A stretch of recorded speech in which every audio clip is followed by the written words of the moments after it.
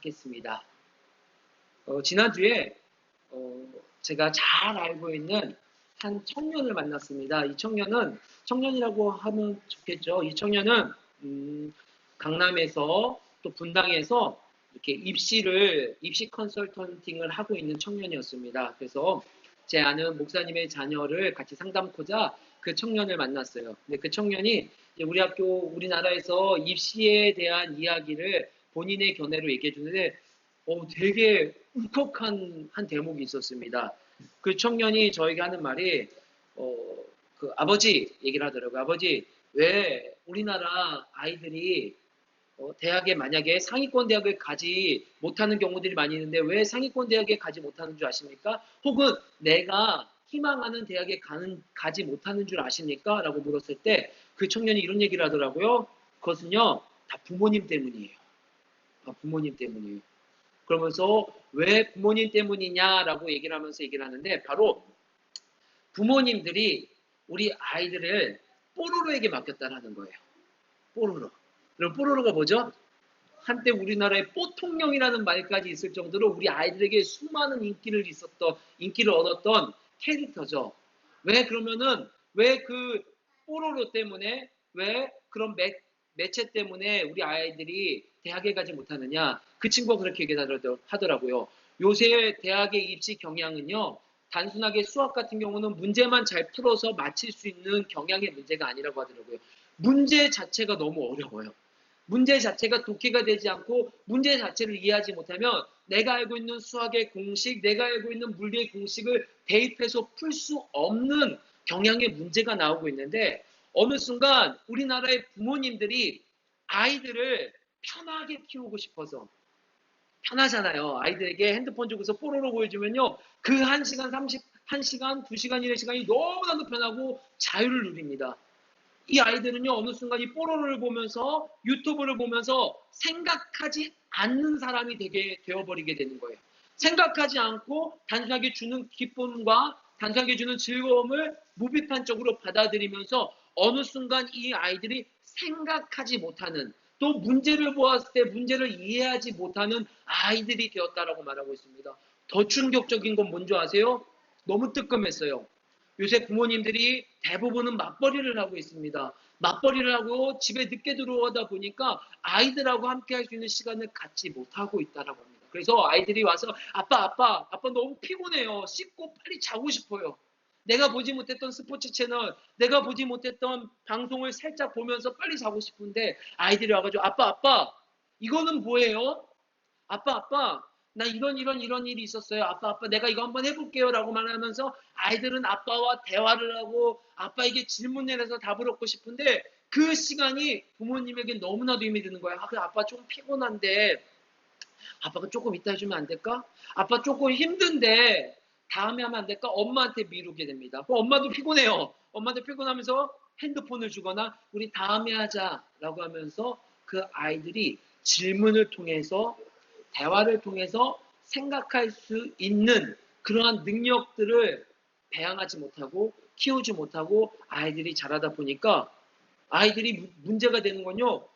아무리 수학의 공식을 많이 알고 있어도 아무리 물리의 공식을 많이 알고 있어도 그 문제 자체가 무슨 답을 요구하는지 알지를 못하게 된 그러한 상황들이 우리 아이들이 원하는 대학, 우리 아이들이 또 가고 싶은 상위권의 대학을 가지 못하게 된 원인이라고 그 청년이 얘기하는데 너무너무 뜨끔했어요. 너무너무 뜨끔했어요.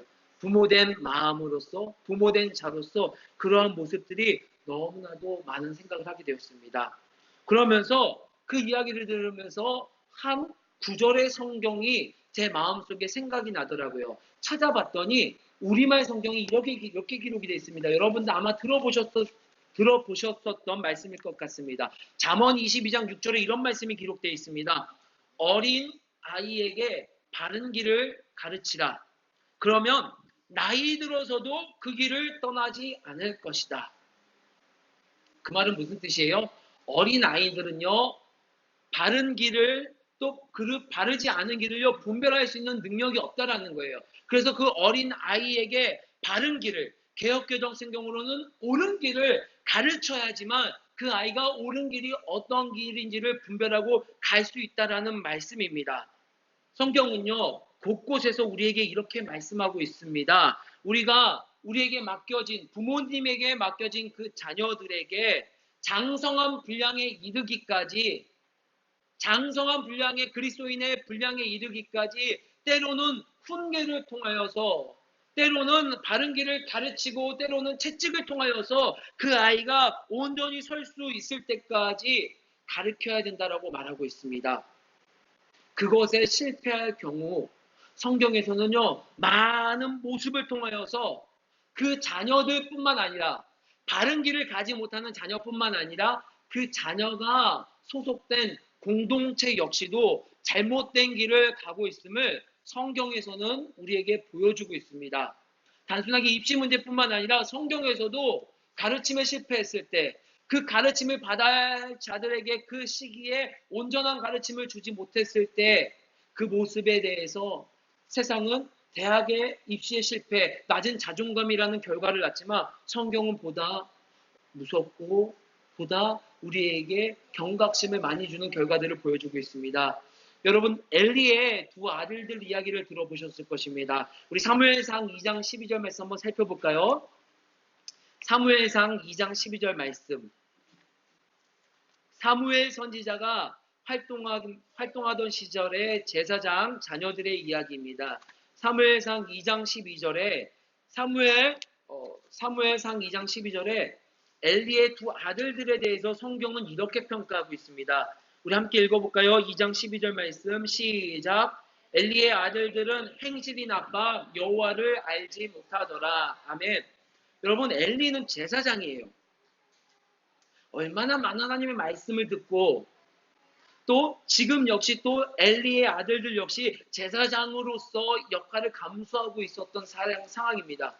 얼마나 많은 제사를 보았고 얼마나 많은 하나님의 일이라는 것, 하나님의 뜻은 이렇습니다라는 것을 들었을까요? 그럼에도 불구하고 성경은 그 두 아들들에 대해서 이렇게 말하고 있습니다. 행실이 나빠 여호와를 알지 못하더라. 더 나아가서요, 22절에 제가 읽어볼게요. 2장 22절에 이렇게 그들의 행실에 이렇게 말하고 있습니다. 엘리가 매우 늙었더니 그의 아들들이 온 이스라엘에게 행한 모든 일과 회막문에서 수종드는 여인들과 동침하였음을 듣고 아멘. 여러분, 오늘 이 엘리와 그 아들들이 하나님의 제사를 업신여기는 죄뿐만 아니라 22절에 여인들과 동침한 일은요, 그 시절에 이방 종교들, 이방 제사장들이 하고 있었던 모습의 행태입니다. 그 모습을요, 엘리의 두 아들들은요, 여과없이 그대로 그들의 삶의 자리에서도 행하고 있는 모습을 보여주고 있습니다. 엘리의 그 두 아들들의 모습을 통하여서 성경은 이들의 행실이 나쁘고 여호와를 알지 못하고 이방인들이 하는, 이방 종교가 하는 모습을 보면서 그들이 그렇게 할 수 있었던 원인에 대해서 사무엘상 3장 13절에서 이렇게 말하고 있습니다. 사무엘상 3장 13절의 말씀을 여러분들이 한번 읽어봐 주시겠습니까? 시작.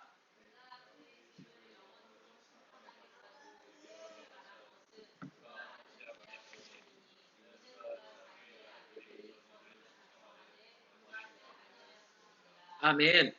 이 말을요, 우리말 성경에서는 이렇게 말하고 있습니다. 내가 엘리의 집안을 영원히 심판하겠다고 말한 것은 엘리가 자기 아들들의 스스로 벌을 청하는 것을 알면서도 그것을 말하지 않았기 때문입니다. 무슨 뜻일까요? 바른 길로 양육하지 않았다는 것이죠. 분명히 잘못된 길임을 알았음에도 불구하고 그 길이 하나님께서 원하지 않는 길임을 알매도 불구하고 엘리의 그 두 아들들을 내버려둔 결과 그들뿐만 아니라 그 집안 전체가 멸족하는 그런 상황을 성경에서 우리에게 말하고 있습니다. 여러분, 반면에 기도의 어머니를 두고 그의 삶의 모습을 통해서 많은 바른 길을 배웠던 사무엘의 모습은 어떤가 성경은 이렇게 말하고 있습니다. 2장 18절에 사무엘은 어렸을 때에 세마포 에봇을 입고 여호와 앞에서 섬겼더라. 아멘. 어렸을 때부터 여호와 하나님을 섬기는 것을 배웠고 26절의 말씀 2장 26절의 말씀 같이 읽어볼까요? 시작. 아이 사무엘이 점점 자라매 여호와와 사람들에게 은총을 더욱 받았더라. 아멘. 하나님뿐만 아니라 사람들에게도 은총을 받으며 자란 아이가 사무엘입니다. 엘리의 두 아들들과 사무엘의 모습이 너무나도 비교되는 모습을 우리에게 보여주고 있습니다. 제가 앞서 말한 한 청년의 교육 영역에서도 또 지금 함께 나눴던 신앙의 영역에서도 바른 가르침과 바른 인도가 필요하다라는 것을 성경은 말씀해주고 그 예시에 대해서 우리에게 말씀해주고 있습니다. 우리에게는 육신적으로는 맡겨진 자녀가 있고요. 또 신앙적으로 영적으로 또 우리에게 맡겨질 수많은 영혼들이 있습니다. 그 영혼들에게 하나님은 우리에게 부탁하셨습니다. 맡겨주셨습니다. 그 영혼들이, 그 자녀들이 하나님이 기뻐하시는 하나님의 기업을 받을 만한 자녀로서 될 수 있도록 양육을 부탁하고 맡겨주셨습니다. 이제 오늘 본문을 보면요, 이와 같은 맥락으로 보면 하나님은 바울을 통하여서 오늘 이 말씀을 듣는 우리들에게, 여기 계신 분들은요 다 리더잖아요. 앞으로 리더가 되실 분들이고 또 리더로서 계신 부모님의 모습도 있고 그 모든 우리에게 교회를 부탁하셨습니다. 교회를 부탁하셨습니다. 이 땅에 교회가 엘리의 두 아들들의 모습으로 되어지는지 아니면 이 땅의 교회가 사무엘처럼 하나님의 음성을 듣고 음성을 듣는 데서 그치는 것이 아니라 그 음성 들은 그대로 하나님의 뜻대로 남기를 원하는 그 모습으로 남게 될지 하나님은 그 양갈래길을 알고 계시기 때문에 우리에게 사무엘과 같은 모습으로 남아지기를 원하기 때문에 저와 우리들에게 바울의 입술을 통하여 교회를 부탁한다라고 성경은 말하고 있습니다. 오늘 함께 읽었었던 사도행전 20장 28절로 35절의 말씀은요, 바울 3차 전도여행의 마지막입니다. 바울은요 1차, 2차, 3차를 통하여서 아시아 지역 또 우리가 말하는 유럽 지역에 복음을 전하고 이제 예루살렘으로 돌아오기 직전 바로 직전의 상황이 저와 우리 가족들이 함께 읽었었던 말씀입니다. 그곳에서 바울은 밀레도라는 지역에서 자신이 세웠던 3년 전에 자신이 3년여 동안 하나님의 복음을 전하고 또 그 복음으로 말미암아 세워졌던 에베소 교회의 장로들을 자신이 머무른 곳으로 초청합니다. 에베소 교회 장로님들 이쪽으로 와주세요. 제가 이제 예루살렘으로 갈 건데 그곳에서는요 결박이 기다려지고 있습니다. 여러분 결박을 우리말 성경에서는요 감옥에 들어간다라고 말하고 있습니다.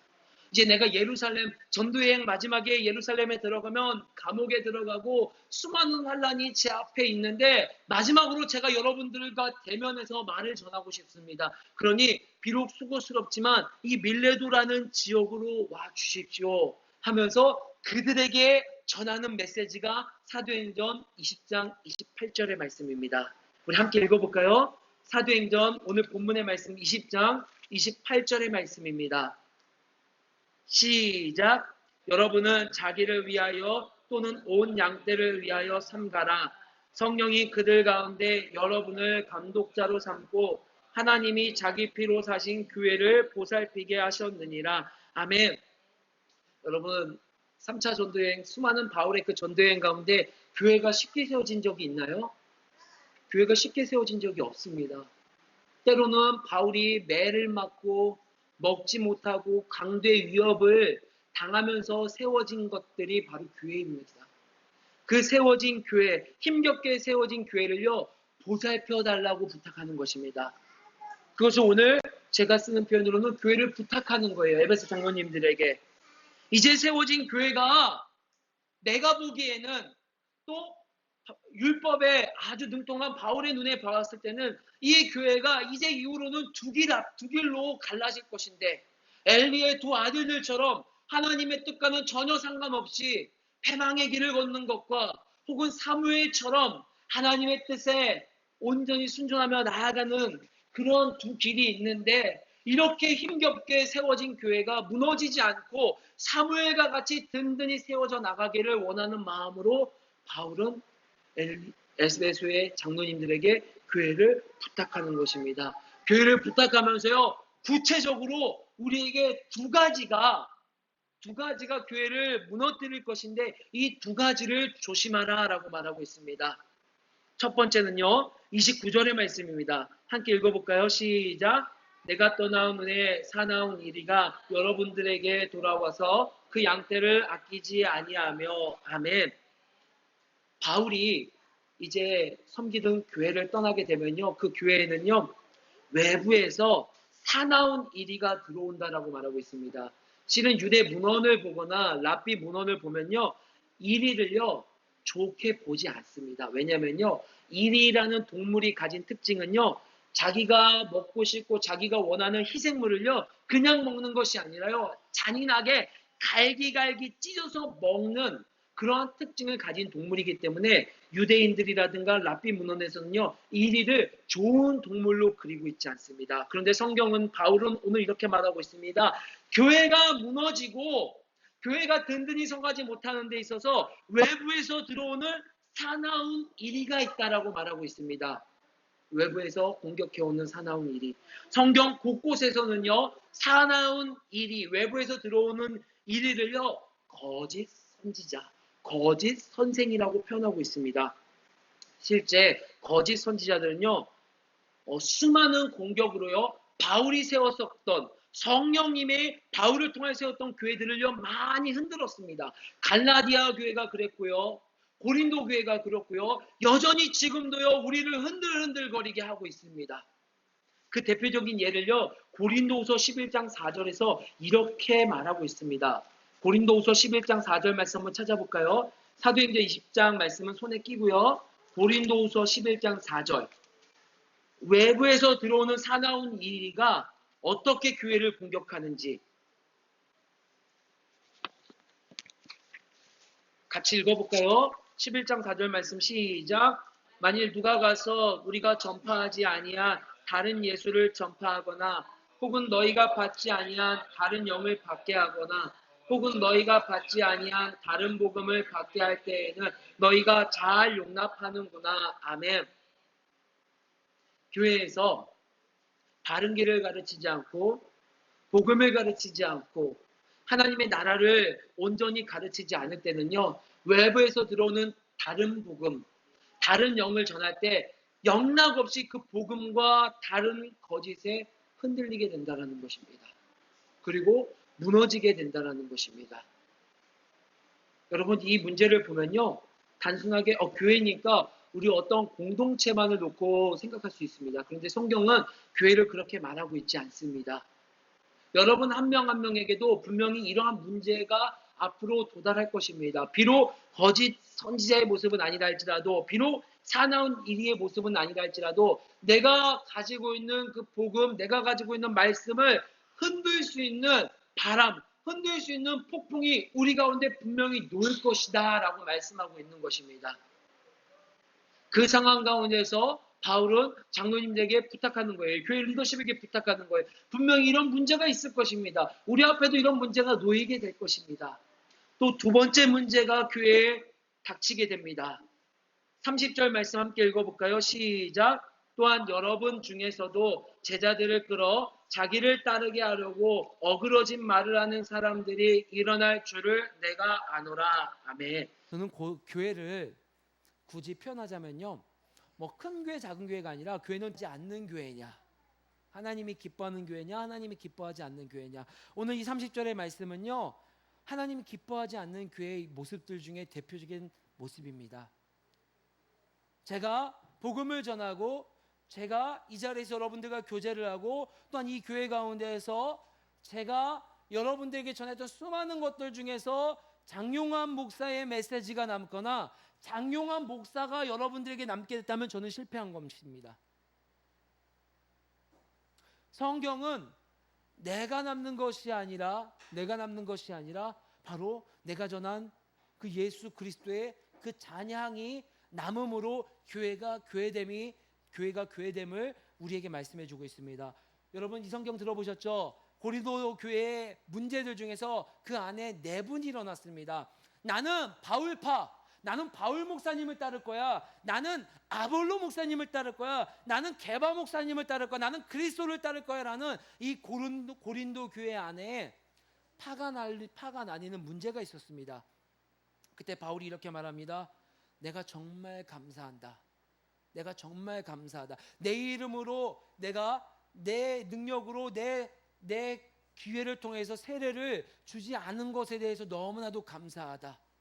바울이 남으면 안 되고 아볼로가 남으면 안 되고 게바가 남으면 안 되고 오늘 그들이 생각했었던 그리스도가 남으면 안 됨을 성경은 말씀해 주고 있습니다. 다시 돌아와서 30절 말씀에 무슨 말씀이 있습니까? 교회 안에 이런 말씀이 있다라는 거예요. 제자들을 끌어 자기를 따르게 하라고. 하나님의 뜻이 아니라 하나님의 말씀대로 살아가는 것이 아니라 내 뜻이 우선이고 교회의 관습이 우선이고. 우리 교회는 이렇게 했었는데요.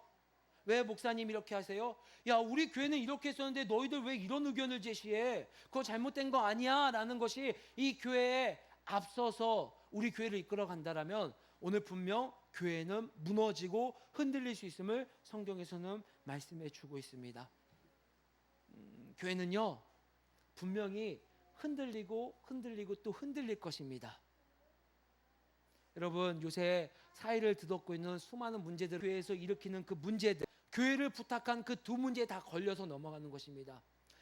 하나님의 뜻과는 전혀 상관없이 나를 따르게 하고 하나님의 말씀과는 전혀 상관없이 어떠한 교회의 유익을 위해서, 교회의 유익이 아니죠, 나의 유익을 위해서 교회가 움직이고 있는 수많은 모습들을 우리는 지켜보고 있습니다. 또 우리 교회도 그렇게 되지 않기 위하여서 애쓰고 있는 것이죠. 잠언은 우리에게 이렇게 말하고 있습니다. 우리 생각대로 가르치는 것이 아니라, 내가 보기에 바른 길을 가르치는 것이 아니라 우리 하나님께서 말씀해 주신 그 바른 길로 가르칠 때 우리 아이들이 마땅히 가야 할 길을 갈 수 있다. 그것을 응용해 본다면 교회에 하나님의 말씀이 바로 쓰고, 오늘 이 문제처럼 외부의 거짓 복음이 들어오지 않고 내 안에 내가 주인 되지 않고 예수 그리스도가 주인 될 때 교회는 흔들리지 않고 굳건히 하나님이 기뻐하시는 교회로 세워 나갈 수 있음을 성경은 우리에게 말씀하고 있고 우리에게 부탁하고 있는 것입니다. 내가 주인 되는 거 참 너무나도 쉽죠. 내가 주인 되는 거 너무나도 쉬워요. 특별히 여러분이 리더의 자리에 있으면요, 내 뜻대로 되지 않는 게 참 힘들 때가 있습니다. 부끄럽지만 저도 가정 가운데서 큰 소리를 낼 때가 많이 있습니다. 아주 많이 있습니다. 근데 그 중에 90% 이상은 뭔지 아십니까? 내 의견을 따르지 않을 때. 내가 이렇게 말하는데 왜 내 얘기를 경청 안 해줘? 왜 내가 이렇게 말하는데 내 뜻 안 해줘? 하면은 아무리 사랑하는 아내이고 아무리 사랑하는 자녀라 할지라도 순간 제 안에 이성이 무너지게 되더라고요. 내 말을 다 들어야 된다라고 생각하는 어느 순간 권위주의, 잘못된 이 제자들을 끌어 자기를 따르게, 나를 따라야 된다라는 것이, 그나마 교회는요 좀 안전장치가 있는 것 같아요. 하지만 가정에 들어가면요 그게 풀어져 버려요. 너무나도 어렵습니다. 너무나도 힘이 듭니다. 그런데 그 어렵고 힘든 상황 가운데 성경은 오늘 우리에게 대안을 제시해 주고 있습니다. 답을 제시해 주고 있습니다. 바로 세워 나갈 수 있는지 오늘 성경은 우리에게 명확하게 이렇게 말씀해 주고 있습니다. 우리 다시 한번 사도행전 20장 28절 말씀 한번 읽어볼까요? 사도행전 20장 28절 시작. 여러분은 자기를 위하여 또는 온 용떼를 위하여 삼가라. 아멘. 여러분, 하나님은요 우리 양떼를 살피기 이전에 먼저 자기를 살피라라고 말하고 있습니다. 여기 삼가라라는 말은요 나를 살펴보라는 거예요. 내가 지금 오늘 바울의 말씀, 전반절 말씀에 의하면 하나님의 복음 가운데 세워져 있는지, 나는 하나님의 그 교회다움으로 세워져 있는지 살펴보고 세워져 있음을 늘 매일매일 나 자신을 비춰보라라고 말하고 있습니다. 그런데 나 자신을요 살펴보는 게 참 어렵습니다. 그래서 제가 우리 독서 모임하는 분들과 저 자신이 매주 한 번 하려고 하는 것 중에 하나가 저 자신을 하나님 앞에 대면하는 시간을 매주 한 번 갖고 있습니다. 나는 지금 잘 서고 있는지, 나는 지금 말씀의 근간에서, 나는 혹은 말씀이 아니라 사회적으로 봤을 때 나는 지금 온전히 서 있는지, 오늘 바울은 우리에게 이렇게 말하고 있는 거예요. 자기를 위하여, 그러니까 자기 스스로 먼저 삼가라는 거예요. 리더십이라고 하면서 내 말은 전혀 그렇게 하고 있지 않는 모습. 나는 내가 선포한 말씀과는 전혀 이질적인 삶을 살아가면서 여러분은 그렇게 하셔야 됩니다. 여러분은 교회가 되셔야 됩니다. 여러분은 교회를 잘 보살피셔야 됩니다. 나는 정작 교회를 보살피지 않고 교회됨을 살지 않으면서 바울은 그것을 우리에게 경계하고 있습니다. 그것을 우리에게 주의하고 있습니다. 그러면서 뒤이어서 성령이 그들 가운데 여러분을 감독자로 삼고, 여러분 잘 살펴보세요. 여러분을 감독자로, 여러분을 꼴을 주는 자로 세워주시는 분은요, 여러분의 능력 때문이 아닙니다. 여러분이 가진 일머리 때문이 아닙니다. 성령이 세워주신 거예요. 그리고 그 세워주신 여러분들에게 하나님의 피로 사신 그 교회를 부탁하신 것입니다. 여러분 자신을 매일매일 살펴보세요. 여러분, 실은 우리가 거울에 비춰보면요, 참 부족한 부분들을 우리 예수님께서 은혜로 손 내밀어 주셔서 내가 그리스도인 되면서 하나님의 자유 안에서 누리고 있는데, 어느 순간 그건 쏙 빼놓고 내 연약했던 그 모습들을 다 잊어버리고 하나님이 우리에게 주신 그 결과물들만 생각하면요, 우리는요, 오늘 고린도 교회가 겪었던 것처럼, 갈라디아 교회가 겪었던 것처럼 교회가 무너지고 교회가 흔들흔들거리는 그 상황 가운데서 발견될 수밖에 없습니다. 여러분 자신을 매일매일 살펴봤으면 좋겠습니다. 기도하라는 말씀이 아니에요. 말씀 보라는 말씀이 아니에요. 여러분 있는 그 자리에서 여러분 지금 내가 복음 가운데서, 하나님의 은혜 가운데서 그 은혜를 마음껏 누리고 있는가? 나는 지금 어떤 상황인가를 매일매일 살펴라. 그때 교회가 흔들리지 않고 교회가 세워질 수 있음을 성경에서 말씀하고 있습니다. 두 번째는요, 31절 32절 말씀 같이 읽어볼까요? 31절 32절 말씀 시작. 그러므로 여러분이 읽게요, 내가 3년이나 밤낮 쉬지 않고 눈물로 각 사람을 훈계하던 것을 기억하라. 지금 내가 여러분을 주함이 그 은혜의 말씀에 부탁하노니. 아멘. 31절과 32절의 공통점이 무엇입니까?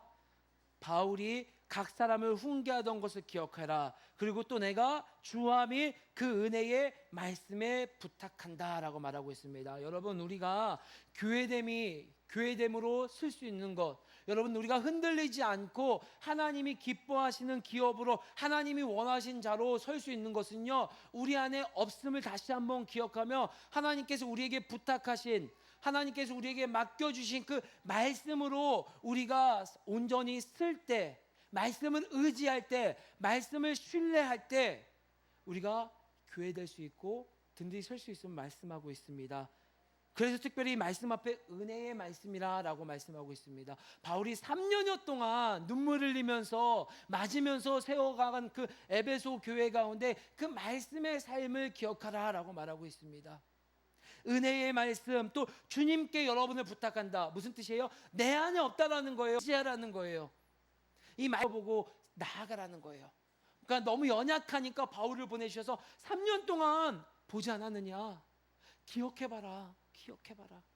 내가 연약할 때마다 공동체 가운데 주셨던 말씀, 공동체의 교제를 통하여서 기억했었던 그 모든 것들을 기억해봐라 라고 말씀하고 있습니다. 그런 자들에게 32절의 하반절에 교회가 세워나가는 모습이 바로 이런 모습임을 말씀해주고 있습니다. 우리 32절 말씀을 읽고 이제 말씀을 마쳤으면 좋겠습니다. 32절의 말씀입니다. 시작. 지금 내가 여러분을 주함이 그 은혜의 말씀에 부탁하니 그 말씀이 여러분을 능히 든든히 세우사 거룩하게 하심을 입은 모든 자 가운데 기업이 있게 하시리라. 아멘.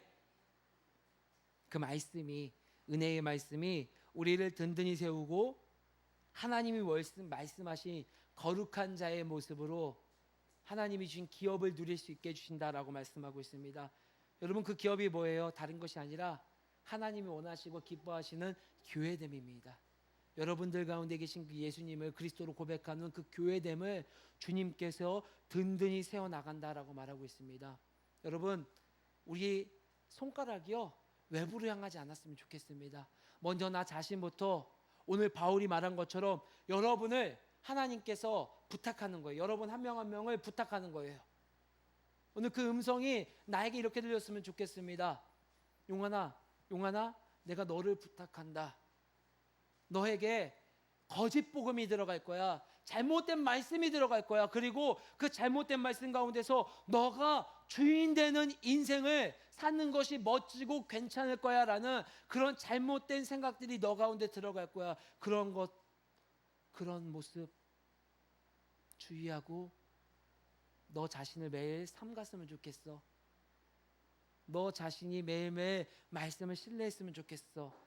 그럴 때 너 자신이 너도 모르는 사이 가운데 든든히 세워져 나가고 하나님이 우리에게 말씀하신 기업이 든든히 서 나갈 거야 라고 말할 것입니다. 사랑하는 우리 가족 여러분, 저를 하나님 부탁하셨습니다. 제가 거짓 복음과 제 자신이 주인 되지 않는 삶을 살아갈 수 있도록 여러분들에게 부탁하셨고, 또 여러분들 역시 그런 삶을 살아가지 않을 수 있도록 저를 부탁하셨습니다. 그것이 바로 에클레시아, 교회 공동체입니다. 사랑하는 마음으로 우리가 함께 든든히 서 나갈 수 있는 그런 귀한 교회가 될 수 있기를 주의 이름으로 간절히 소망합니다.